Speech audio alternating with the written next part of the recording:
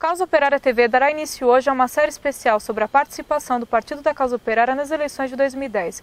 Serão entrevistas e reportagens diárias com os nossos candidatos, onde iremos abordar nossas propostas e temas diversos.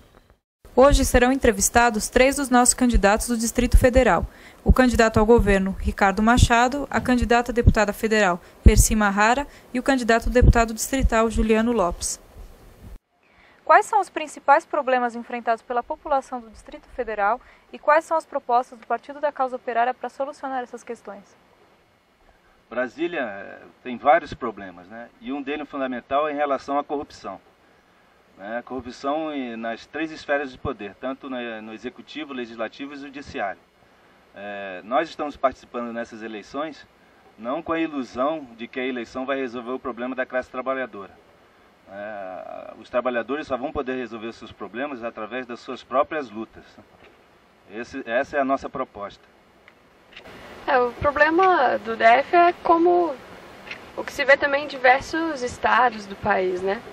A saúde está totalmente sucateada, a educação, o sistema de transporte é absurdamente ruim e é um dos mais caros do país. E tudo isso é fruto de um governo que não tem nenhuma preocupação com os interesses e as necessidades da população, né?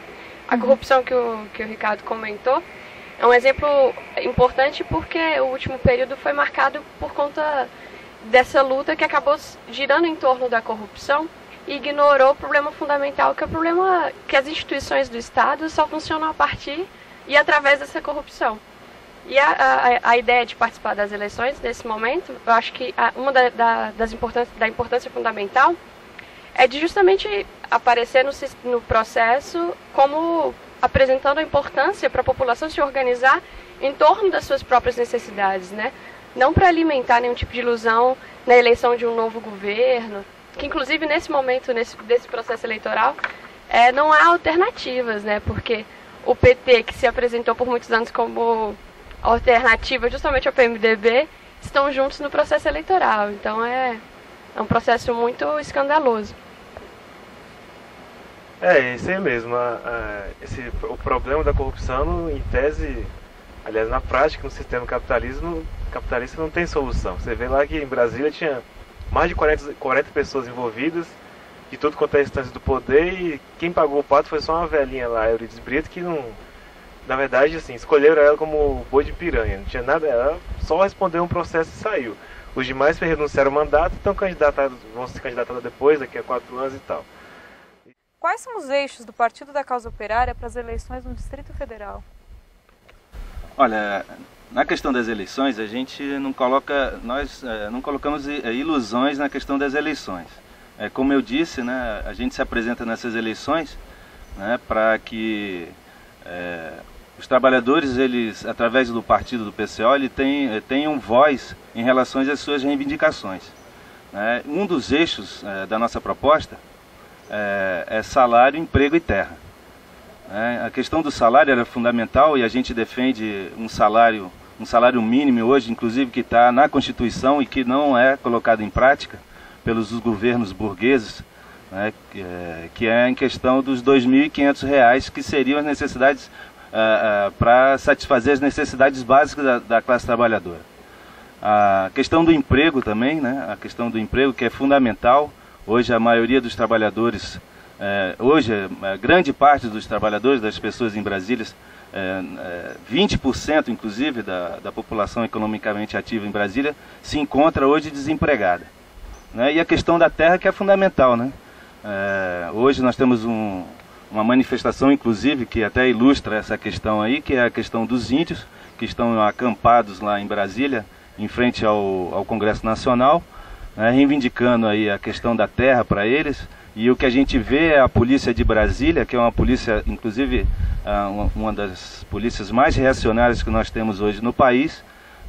Foram lá atacar os indígenas lá, inclusive atacando crianças, idosos, né, mulheres, desocuparam inclusive eles lá, e hoje eles estão sofrendo barbaridades na mão do governo. Essa seria uma das nossas reivindicações. Qual a avaliação de vocês sobre o processo eleitoral e qual o tratamento que a imprensa burguesa do Distrito Federal dá às candidaturas do PCO? Bom, o processo eleitoral na verdade, é quase uma nomeação eleitoral de grandes campanhas e grandes recursos de candidatos que podem angariar toda essa grana aí para se candidatar e ser eleito, né? Mas fora isso, a gente acha que o processo eleitoral também cada eleição que passa fica mais restrito. São inúmeras as certidões que o TSE pede, o TSE faz resolução todo dia, obrigando a gente a apresentar tudo quanto é tipo de documento para poder se candidatar. Tem várias requisições, formulários, cada formulário pior que o outro para preencher. E isso aí, para um partido como o nosso, é um complicador, porque a gente que faz nossas candidaturas, a gente não tem motoboy, né, advogado para ir lá e resolver o nosso problema. E, assim, a grande maioria das resoluções que visam moralmente, ou supostamente moral, para corrigir a moral do Congresso, do Parlamento do DF, na verdade serve mais para restringir as nossas candidaturas, porque, por exemplo, você pega aí Roriz, vai se candidatar no DF para governador. Quem diria Roriz? O chefe dos escândalos do DF, junto com o Fernando Collor, são 2 fichas limpas mor do Brasil. Sem contar que esse problema do financiamento é um grande diferencial também, né? Enquanto a gente, por exemplo, declarou na candidatura que teria maior gasto, que é a do governo, R$30 mil, os dois que eles chamam, né, de principais candidatos, que seria justamente a chapa do PT-PMDB, que é Agnello e Filipelli, junto com a chapa do Roriz, que saiu do PMDB, os dois juntos são mais de 60 milhões de reais em financiamento de campanha, o que mostra que é uma participação totalmente desigual, né? Além do problema do próprio financiamento, que já garante por si só quem vai ganhar as eleições, tem todos os acessos, né? Porque quem tem mais dinheiro também, inevitavelmente, tem mais acesso, inclusive à imprensa, que faz parte da sua pergunta. O tratamento é totalmente desigual. O TRE trata a gente de maneira desigual, inclusive levantando polêmicas em relação aos nossos registros de candidatura que não haveria razão de ser, como não houve em outros processos eleitorais. E a imprensa também, da mesma maneira, o tratamento é desigual, tenta igualar a nossa campanha, que é uma campanha operária, popular, de panfletagem, de contato mais direto, com as candidaturas burguesas, que são essa campanha de fachada, né, de tapinha no ombro e pegar na mão da população. E em relação também à imprensa, em Brasília a gente tem um monopólio da imprensa, né? Apenas 2 jornais que têm circulação majoritária em Brasília. E eles estão nas mãos aí de grandes empresários, e um jornal, inclusive, ele está na mão de um dos candidatos, que é o Roriz. Então a imprensa, ela tenta polarizar as eleições em apenas 2 candidatos, que na verdade são os candidatos deles, que é o candidato do PT-PMDB e o candidato o Roriz. Então, para eles, no dia a dia, todos os dias, eles têm uma página inteira, né, falando da vida, de tudo deles, enquanto para a gente fica restrito a apenas 2 linhas, e geralmente o que é colocado são coisas que a gente não falou, né? Eles manipulam as nossas entrevistas, né? E a questão do nosso partido, de ser um partido pequeno, né?